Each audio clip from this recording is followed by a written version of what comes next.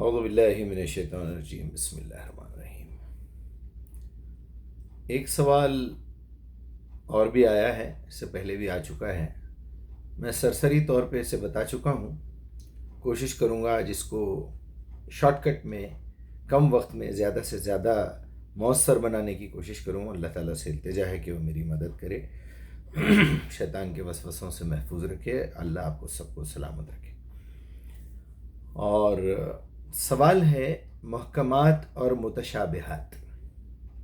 یہ دو لفظ قرآن میں آئے ہیں، تو جو علم رکھتے ہیں قرآن کا، یا پھر کوئی علم رکھنے والے صاحب کسی اور کے ذریعے سے یہ کہلواتے ہیں کہ ذرا مجیب سے یہ پوچھ کے دیکھو، تو یہ اسی طرح کا سوال آیا ہے۔ جس ذریعے سے آیا ہے وہ صاحب تو اتنا نہیں جانتے، مجھے پتہ ہے۔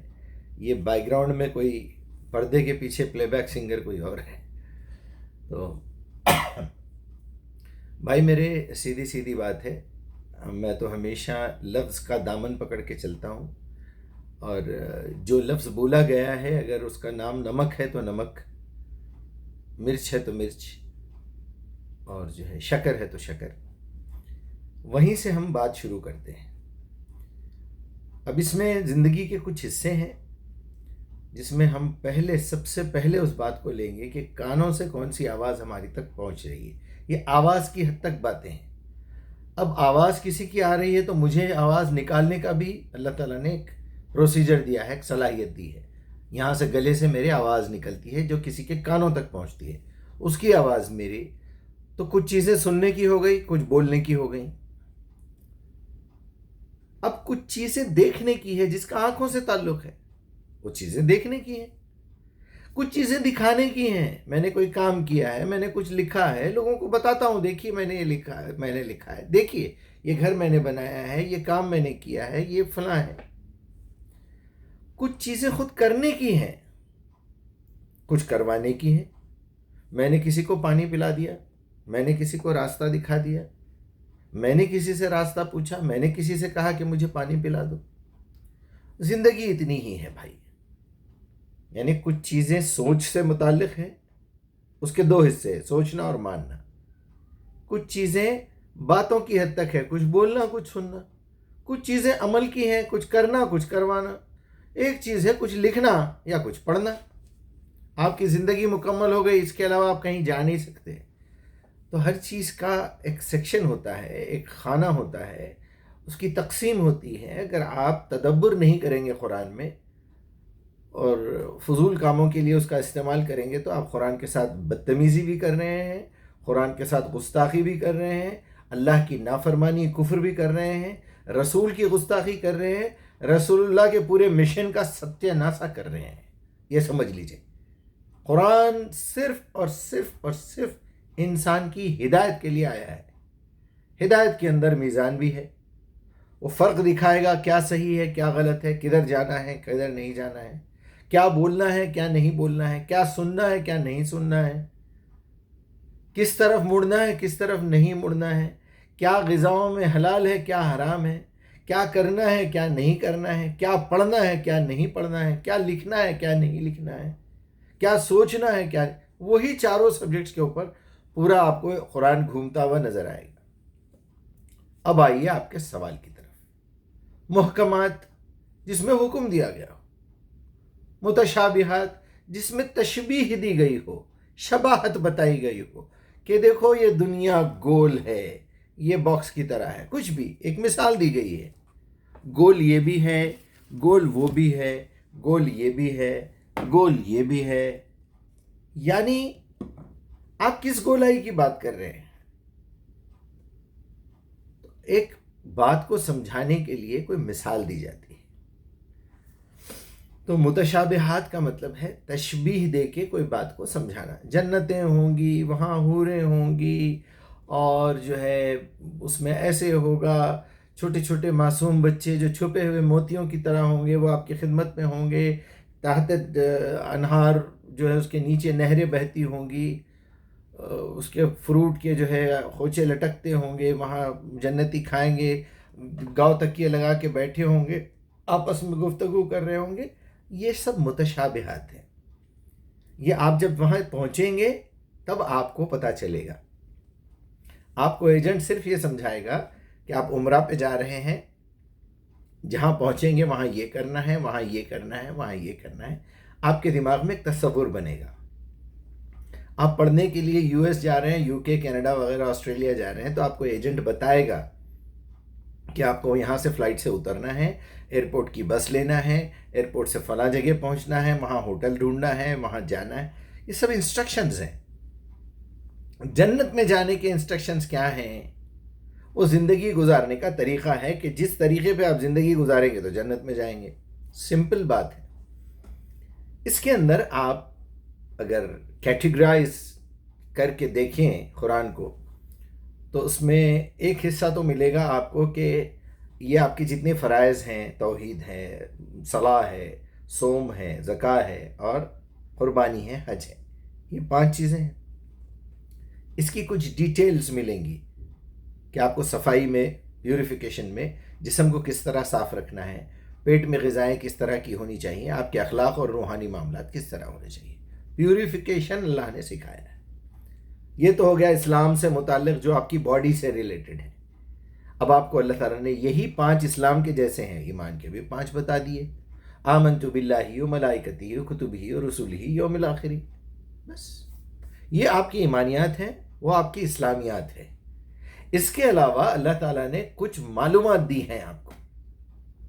معلومات کے 2 حصے ہیں. وہ آپ کا ایمان کا حصہ نہیں ہے. وہ اللہ تعالیٰ آپ سے یہ نہیں پوچھے گا قیامت کے دن اصحاب کہف کتنے تھے، رسول اللہ کہاں پیدا ہوئے تھے، رسول اللہ کی کتنی بیویاں تھیں، کون سی بیوی کی کیا عمر تھی. کیا یہ دین کا حصہ ہے؟ کیا یہ ایمان کا حصہ ہے؟ کیا یہ اسلام کا حصہ ہے؟ یہ علم کا حصہ ہے. یہ نالج ہے. نالج 2 قسم کی ہے. ایک اخبار آپ کو جو ہے پچھلی زندگی کے بتائے جاتے ہیں کہ محمد دیکھو موسیٰ کے دور میں ایسا ہوا، عیسیٰ کے دور میں ایسا ہوا، ابراہیم کے دور میں ایسا ہوا، علیہم السلام کلہم. آنے والی کچھ چیزیں بتائی جائیں گی. دیکھو تم کو مر کے اٹھنا ہے، وہاں جنت ہوگی، ابھی جو میں نے آپ کو بتا دی. تو اخبار 2 قسم کے ہیں. انفارمیشنز، تو انفارمیشن اور نالج کا بیان الگ ایک بیان دیا تھا، وہ بھی آپ دیکھ سکتے ہیں یوٹیوب پر. تو انفارمیشن کہتے ہیں معلومات کو. آپ کو جسٹ انفارم کیا گیا ہے. اس میں کچھ متشابہات ہوں گے، آپ کو کیا ضرورت ہے اس کے پیچھے پڑھنے کی. 7 آسمان کیسے ہوں گے، 6 دن میں اللہ تعالیٰ نے کیسے بنایا ہوگا، کون سا کیلنڈر چلتا تھا اس زمانے میں، گھڑی کہاں تھی، گھڑی تو پیدا ہوئے جو ہے. لوگ اسی طرح حدیث کے منکر ہوتے ہیں، اسی طرح قرآن کے منکر ہوتے ہیں، اسی طرح دین چھوڑ کے چلے جاتے ہیں، فضول کے سوالات اپنے دماغ میں بٹھا کے غلط روٹ پہ جاتے ہیں. میں نے ابھی پچھلے بیان میں ایک مثال دی تھی کہ آپ نے اپنے بچے کو کالج میں پڑھنے کے لیے بھیجا ہے، آسٹریلیا بھیجا ہے آگے فردر اسٹڈیز کے لیے، یو ایس بھیجا ہے، کینیڈا بھیجا ہے. آپ کینیڈا کی تاریخ پہ کتاب لکھ رہے ہیں. ارے بھیا جس چیز میں ماسٹرز کرنے گئے ہو وہ سبجیکٹ پڑھو، اور وہ کتابیں، وہ سوالات کے جوابات ڈھونڈو جس کا تمہیں ایگزام میں سوال ہونے والا ہے. آپ سے سوال ہوگا توحید کا، اس کے ساتھ شرک کتنا تھا. آپ کے ساتھ ہوگا صلاح کا، آپ صلاح کو صرف نماز سمجھتے تھے یا صلاح کو پورا قانون سمجھتے تھے. اقیم الصلاح ہے وہاں، وہ پڑھنے کی چیز ہے ہی نہیں. روزے ہیں، جی میں روزے پڑھ رہا ہوں آج کل، پورے 30 روزے میں نے پڑھے. ابھی میں نے بتا دیا پچھلے بیان میں کہ یہ پڑھنے کی چیز نہیں ہے، رہنے کی چیز ہے میرے بھائی. کچھ چیزیں کھانے کی ہوتی ہیں، کچھ سننے کی ہوتی ہیں، کچھ بولنے کی ہوتی ہیں، کچھ دیکھنے کی ہوتی ہیں. میں نے جو ہے یوسف علیہ السلام کا جو یوٹیوب پہ ایپیسوڈز آتے ہیں وہ میں نے کیا ہے. کیا ہے کا مطلب یہ ہے کہ آپ اس ایپیسوڈ میں کام کرتے رہے ہیں. وہ میں نے دیکھا ہے اور سنا ہے بولنا چاہیے نا. دیکھا ہے بولنے کے بعد تو سنا ہے آٹومیٹیکلی آئے گا. اچھا کچھ چیزیں پڑھنے سے متعلق ہیں. جیسے اگر میں نے کہا کہ میں نے آج کا اخبار پڑھا ہے تو پڑھا میں سمجھا شامل ہے. اچھا تو کیا نیوز تھی بھائی صاحب، یہ پوچھیں گے نا کہ بھائی اگر میں نے اخبار پڑھا ہے تو اس میں نیوز کیا تھی. میں نے وہ نوٹس بورڈ دیکھا ہے، میں نے واٹس ایپ کا میسیج دیکھا ہے، تو پھر آپ نے جواب کیوں نہیں دیا صاحب؟ جی میں آپ کا جو میسیج ہے وہ میں نے سنا ہے، تو سنا ہے تو جواب کیوں نہیں دیا آپ نے؟ میں تو تڑپ رہا تھا وہاں، میں روڈ پہ پھنسا ہوا تھا، مجھے لوگ مار رہے تھے. یعنی عمل کرنا نہیں ہے. تو آپ پورے وہ ذخیرے کا حصہ نکال کے دیکھیے جس میں یہ پڑھیں گے تو یہ ہو جائے گا، وہ پڑھے ہوئے گا کچھ بھی نہیں. آپ کو کرنا ہے. اٹھا کے ہدایت کی دعا کر دیتے ہیں کسی کے لیے بھی، اللہ اس کو ہدایت دے، اللہ ہم کو ہدایت دے. 1450 سال ہو گئے ہدایت آئے ہوئے، اب کون سی ہدایت چاہیے آپ کو؟ نکال کے پڑھنا ہے میرے بھائی، ہدایت دیکھنا ہے، سمجھنا ہے اس کو. یہ سمجھنے کے بعد جب وہ دل میں اتارنا ہوتا ہے، جب عمل کی طرف جانا ہوتا ہے، تو دل کا دروازہ ایمان کے لیے کھولنے کے لیے آپ اللہ سے یہ دعا کرتے ہیں، یہ التجا کرتے ہیں کہ اہدنا صراط المستقیم. اس میں کنفیوژنز بھی دنیا نے بہت ڈالے ہیں، اس میں سے صاف کر کے مجھے وہ راستہ دکھائیے جس پہ میں استقامت سے جنت میں جا سکوں. So simple. تو متشابہات کا مطلب یہی ہے. اب اس میں آپ لے کے آ جائیں گے اخبار، اور جو ہے عیسیٰ اترنے والے ہیں، مہدی اترنے والے ہیں، ایسا ہوگا. ٹھیک ہے، جو مانتے ہیں ان کو ماننے دیجیے، لڑنے جھگڑنے کی ضرورت ہی نہیں ہے. وہ نہ آپ کے ایمان کا حصہ ہے، نہ وہ قرآن کا حصہ ہے، نہ وہ آپ کے اسلام کا حصہ ہے، نہ اس کا آپ سے سوال ہونے والا ہے. کیا آپ سے اللہ تعالیٰ یہ سوال کرے گا کہ عیسیٰ کی شادی ہوئی تھی یا نہیں ہوئی تھی؟ میں فوراً قرآن میں سے نکال کے بتا دوں گا کہ اللہ تعالیٰ نے بتایا ہے اپنے نبی کو، اے نبی آپ سے پہلے جتنے رسول ہم نے بھیجے ہیں سب کے بیوی بچے تھے، سب بازاروں میں گھومتے تھے، سب کھانا کھاتے تھے، اور سب کو موت آئی ہے. کیا خیال ہے آپ کا؟ اب لڑتے بیٹھیے ان سے. اچھا دوبارہ آنا ہے، اوکے، آنے کا انتظار ہم کیوں کریں؟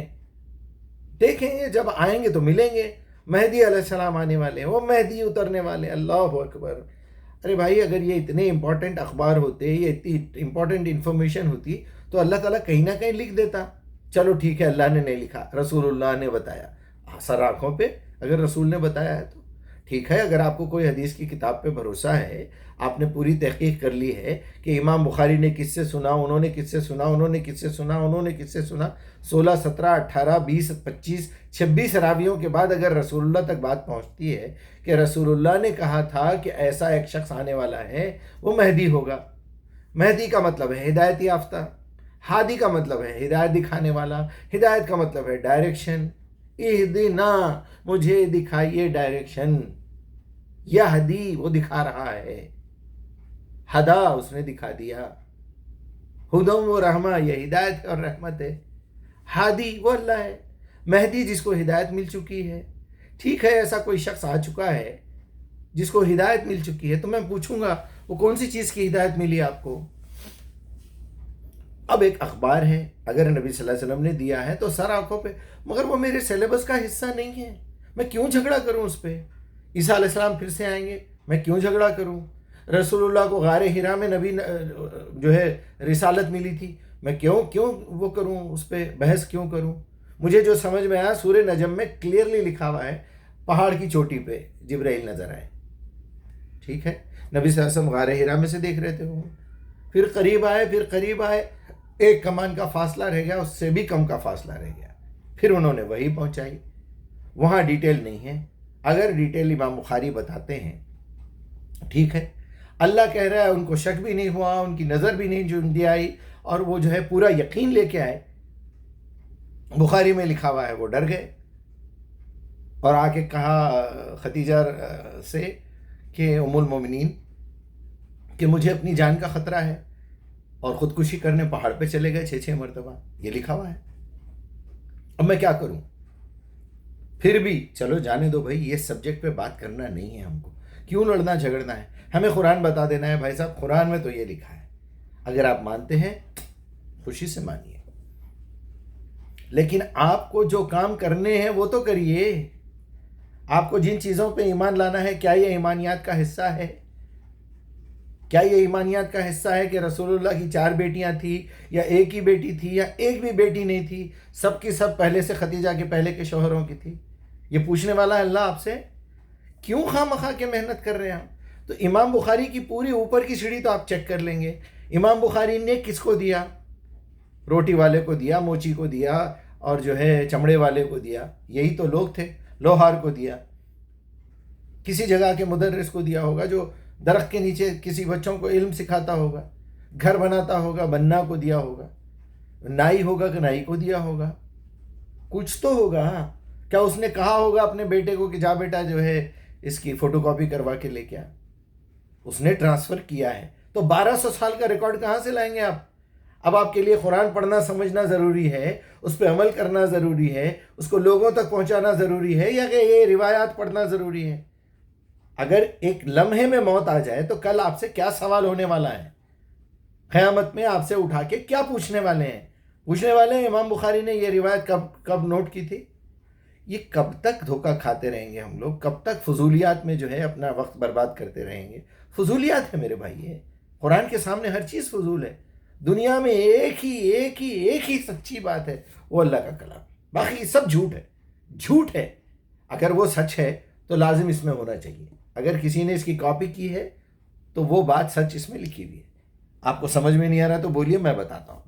کیونکہ ہمارے پاس دیکھنے کی تمیز نہیں ہے. قرآن کو کبھی ہاتھ لگاتے نہیں ہم لوگ.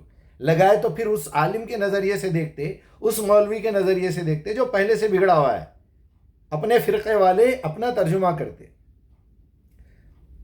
اہل قرآن اپنا کرتے، اہل حدیث اپنا کرتے، بریلوی اپنا کرتے، شیعہ اپنا کرتے، بھوری اپنا کرتے، فلاں قادیانی اپنا کرتے. کیوں؟ کیونکہ ان کو اپنا عقیدہ گھسیڑنے کا ہے.